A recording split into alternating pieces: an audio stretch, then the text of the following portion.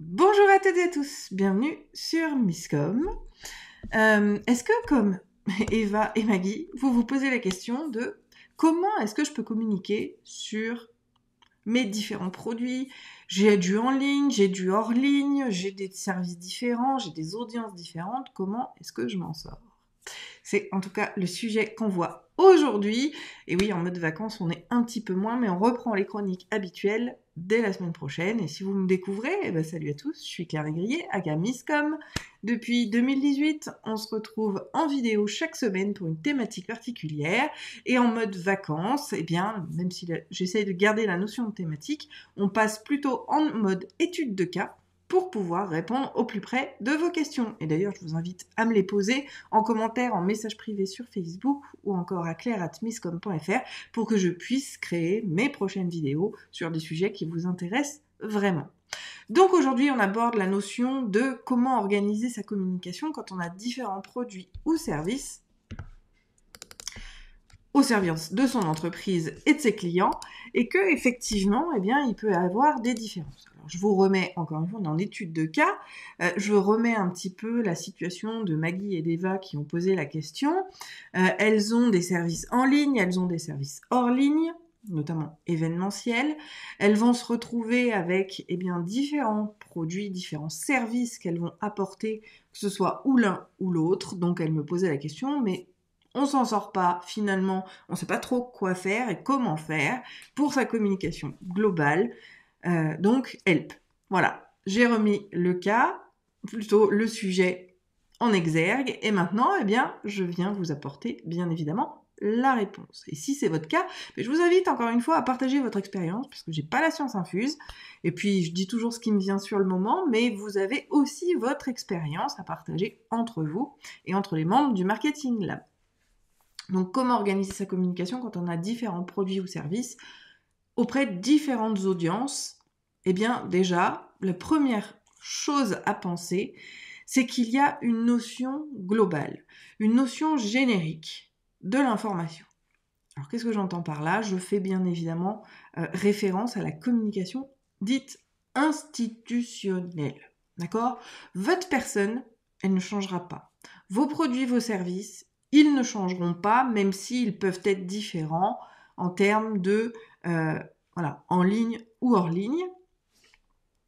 Vous traitez probablement toujours les mêmes problématiques, les mêmes grands thèmes.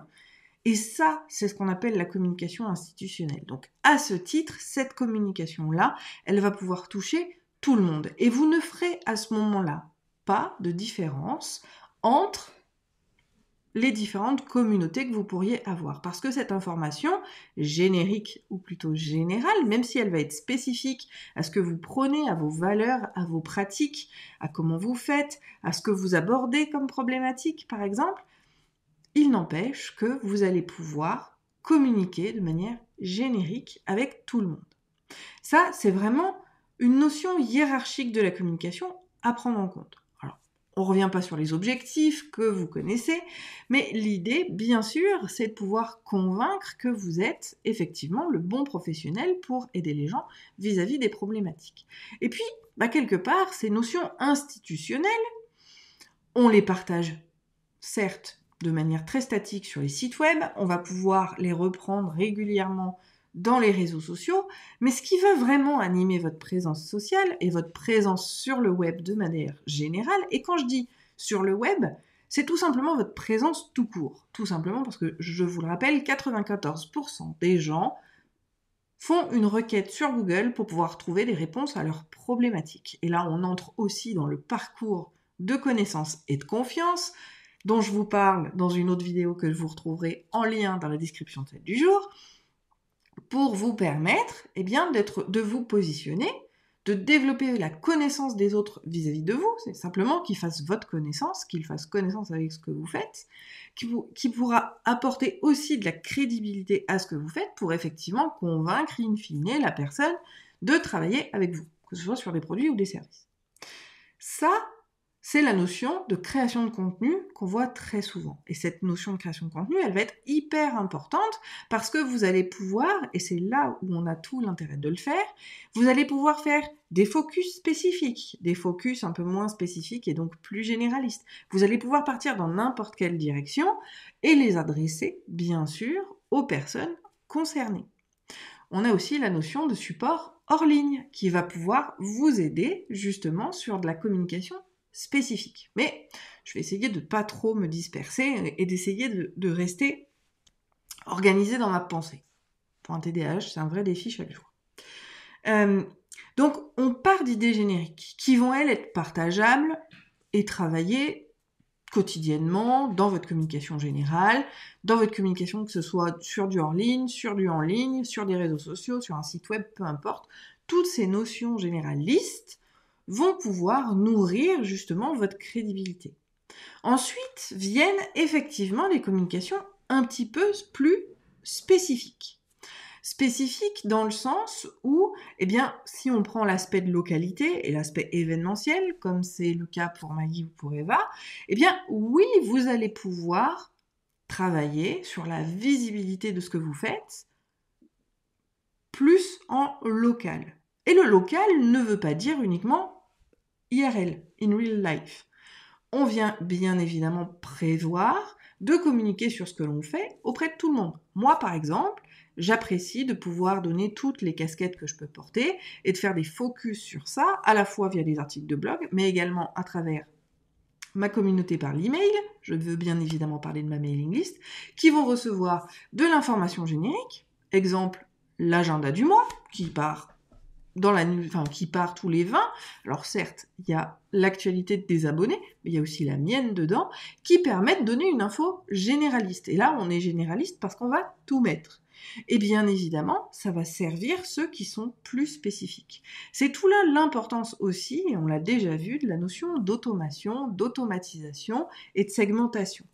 Plus vous allez avoir des audiences ciblées, spécifiques et hiérarchisées, notamment, je pense à Eva, puisqu'on a travaillé ensemble dessus, sur la notion départementale, plus on va pouvoir sélectionner les tags, les listes ou les segments de listes qui vont être plus spécifiques à cette information-là.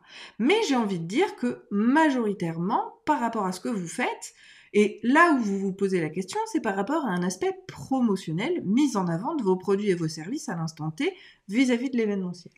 Là, bien sûr qu'on va aller engager une communication qui va être spécifique à l'audience qu'on a identifiée sur tel secteur. Et donc, on va pouvoir intensifier un petit peu plus la communication et la visibilité de cette actualité-là, à ce moment-là, auprès de cette cible spécifique.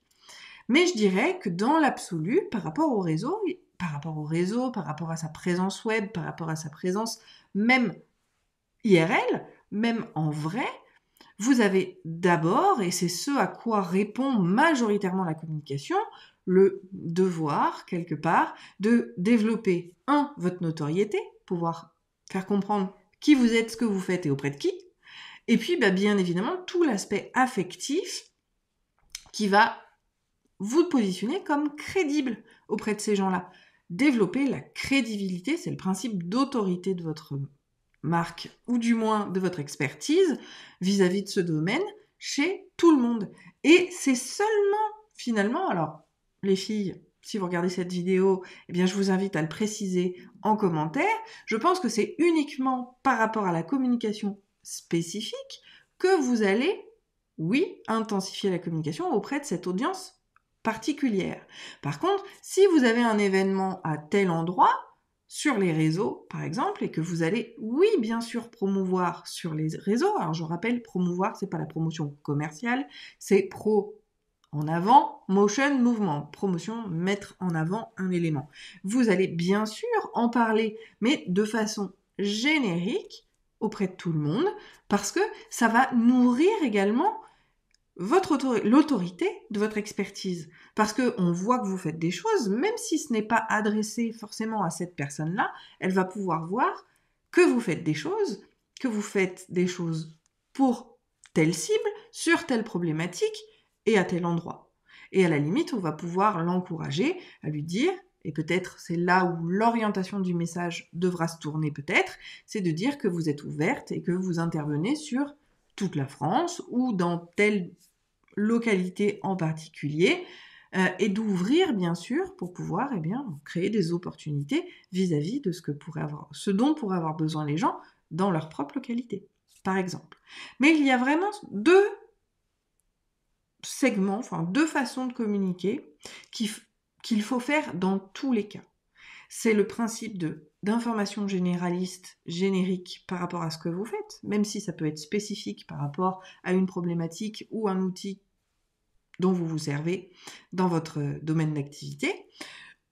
Et cette notion de promotion plus spécifique, je dirais même séquentielle, qui va venir appuyer et développer davantage votre notoriété auprès d'un public très particulier, que, encore une fois, ça peut être par rapport à une problématique spécifique ou par rapport à une localité. Et de cette manière, on a vraiment une communication en deux temps, mais une qui va être en continu, l'aspect plus générique, et une qui va être plus sporadique et spécifique sur les périodes particulières. Mais vous pouvez aussi, à titre d'information, publier, bien sûr, tout ce que vous faites en mode public. Et les réseaux sociaux, et je finirai là-dessus, je vous le rappelle, sont vos relations publiques aujourd'hui. Vous allez pouvoir justement essayer de cibler des audiences, attirer des audiences un peu plus particulières, parce que vous allez sélectionner notamment, je pense à Instagram, vous avez la possibilité de mettre le tag au niveau de la localité, de où vous allez intervenir. Et bien là, vous allez pouvoir partager, je fais un atelier sur la communication, je vais garder mon exemple, à Clermont-Ferrand de telle date à telle date, ça reste de l'information générique qui donne que vous faites des conférences sur tel sujet, partout en France, parce que vous le spécifierez dans le contenu, mais vous allez rajouter le tag Clermont-Ferrand pour pouvoir cibler les gens qui sont spécifiquement dans cette localité. Cette notion de tag géographique, vous allez aussi pouvoir la faire la plupart du temps sur la plupart des réseaux sociaux, mais il n'empêche que vous allez quand même utiliser la notion de généralité pour pouvoir amener votre contenu aux yeux du monde, que ce soit de la cible plus généraliste ou d'une cible plus spécifique. Et c'est seulement, et c'est comme ça que moi je le prêche, quand une personne a consulté un lien, a consulté une page, a fait une action que vous avez préalablement identifiée, que vous allez utiliser le système notamment de séquence, pourquoi pas par email, pour leur donner davantage d'informations vis-à-vis de ce que vous avez mis en avant. C'est un moyen d'être, je dirais, le plus éthique possible, sans noyer tout le monde. En tout cas, moi, c'est comme ça que je le fais, c'est comme ça que je le prêche, et c'est comme ça que je vous l'enseigne. À tous ceux qui seraient intéressés d'ailleurs pour rejoindre le Marketing Lab, vous retrouverez le lien dans la description de cette vidéo. Je vous en parle, même si ceux du Marketing Lab voient cette vidéo également en direct. Il y a vraiment une grande importance à rejoindre ce groupe Facebook parce que c'est ma vision depuis 20 ans sur ce qu'on peut faire ensemble et je vous invite vraiment à vous aider quotidiennement dans votre communication et puis surtout qu'on lance un challenge qui interviendra le 28, à partir du 28 février pendant 5 jours où on va booster et on va remanier toute votre présence sur Facebook. Donc si ça vous intéresse, je vous invite à nous rejoindre.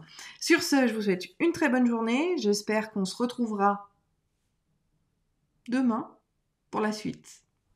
D'ici là, portez-vous bien. Et si vous avez toute question, encore une fois, commentez la vidéo. À très vite. Ciao!